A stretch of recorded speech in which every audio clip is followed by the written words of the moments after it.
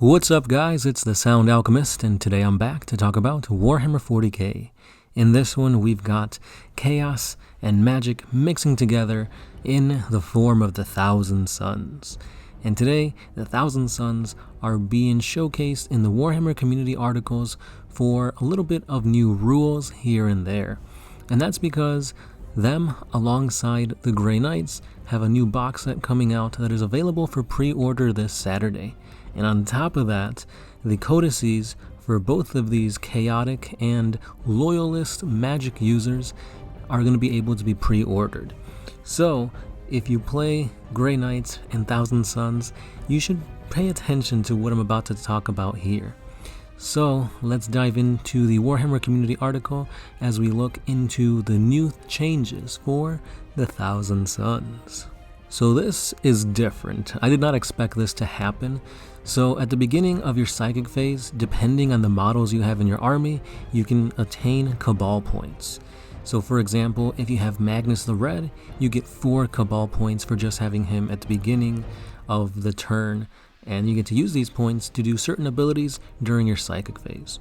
Unfortunately, these points go away at the end of the psychic phase, and then depending on how many said models you have left at the beginning of your next psychic phase, then you get more Cabal points to play around with. So Magnus the Red, like I said, is 4 command points. Ahriman, a Thousand Suns Demon Prince, and an Exalted Sorcerer gives you 3.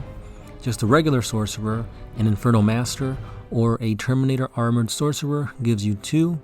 And finally, 1 command point for every Scarab Occult Sorcerer, Aspiring Sorcerer, and Zangor Shaman. So say you've got an army with Magnus, Ahriman, and a Zangor Shaman. So right off the bat, you have 8 Cabal points to play around with. And what can you do with said command? I always want to call them command points. They're Cabal points. Well, basically, you have Cabbalistic rituals that cost between 3 and 9 Cabal points to use. And depending, again, on how many models you have and what things you choose to do, they could really turn the tide of battle in a huge way. So one of the better ones is called Cabbalistic Focus. And when you activate this ability for 8 Cabal points, the psychic power or psychic action that you just did cannot be denied. So let's say you're going up against Grey Knights, and Grey Knights are psychers, so they can deny the witch. So this could put a hinder in all your psychic powers. Not if you have 8 Cabal points to use on a certain one and you need to get it off. So depending on what Cabbalistic abilities you have, it could really turn the tide of battle. For example, you have one called Kindred Sorcerers, which gives you a +1 to a psychic test. That's always good. Next up, they talk about the 9 great cults that you could have your army be themed after. And that's really awesome, because lore-wise, these cults have always been a part of the lore since like 30K era, where the colors for the Thousand Suns were yellow and red.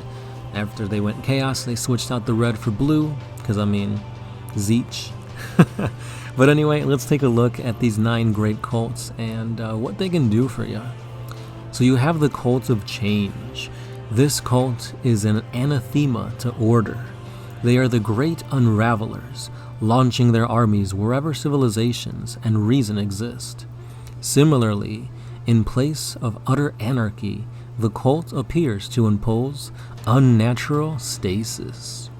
This is pretty cool, because on the tabletop, what this means is that you have a warlord trait called Devastating Sorcery. Once per psychic phase, when you attempt to manifest either Smite or a Witchfire psychic power with this warlord, you can re-roll that psychic test. So, pretty cool ability there. Obviously that's just the warlord trait. You do get relic specific stuff, but we'll just have to wait to see what happens with that once the codex is released. Because I believe tomorrow in the Warhammer community, that article is going to feature stuff for the Grey Knights. But anyway, let's continue to talk about the lore behind the rest of the cults. So the Cult of Duplicity. The sorcerers of this cult are deceivers all, at once fractured and united in purpose. It is impossible to know whether sects within the cult are acting in concert with or against one another's terrifying plans. Sounds a lot like the Alpha Legion to me.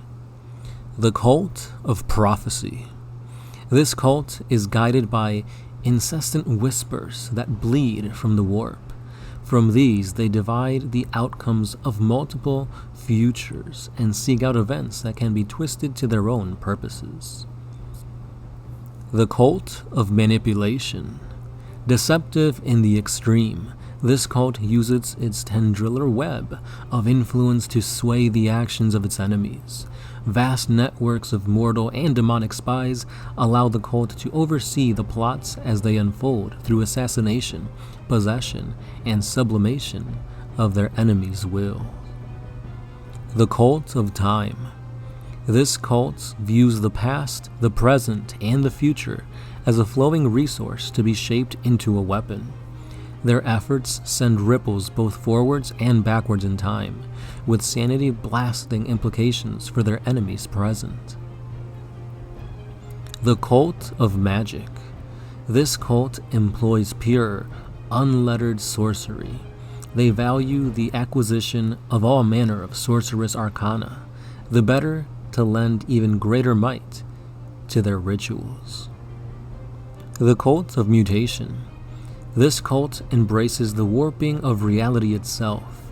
By their hand, foes are reduced to mounds of mutating flesh, and worlds transmorgified into demonic hellscapes. The Cult of Scheming. This insidious cult creates convoluted plots as a form of worship. Every victory and apparent defeat is another cunningly placed step upon a road only they can see. And finally, we have the Cult of Knowledge. This cult believes all lore, no matter how esoteric or malign, to be theirs for the seizing. Their vast wisdom allows them to predict their foes' every weakness. And there you have it, guys. The cults of the Thousand Suns that we can expect to see flavored out onto the tabletop in 9th edition. Just like you have different Forge worlds for the Adeptus Mechanicus that you can run, different types of clans for the Orcs, you have different cults for the Thousand Suns to better suit your play style. And I'm excited because some of these sound wild, like the Cult of Time. I wonder how that's gonna be. Maybe you can like use the past turns to gain command points or something like that. I don't even know. Like, the ideas are gonna be crazy because with psychic powers you can do a lot. And with that being said, we've come to the end of yet another 40K video. Let me know what you guys think about how 9th edition is kind of shaping the Thousand Suns to be more chaotic, in my opinion. I like it. It's very interesting to see what they do with these cults and how they influence your army building. The whole thing about having certain characters give you Cabal points, that's pretty cool. Because at the very least, you want to get at least 3 of those Psychers in your lists, so you have at least 3 Cabal points to use and mess around with in the Psychic phase. Maybe we're going to see more Magnus the Red, more Arimans, that kind of thing, because they give you a ton of points to utilize. I'm really intrigued to see what the Grey Knights will get with their companies and stuff like that, so we'll have to wait for tomorrow to see what that brings. So, again guys, if you do enjoy what we do here at One Mind Syndicate, there's always a Patreon page that you guys can pledge $1 a month to help us bring you 40K videos each and every day. And if not, just by watching the video, hitting that like button, commenting down below, subscribing, and hitting the notification bell goes a long way. So I'd really appreciate if you guys would do that. And again, thank you. This has been the Sound Alchemist, part of One Mind Syndicate, and I'll catch you guys in the next one. Peace.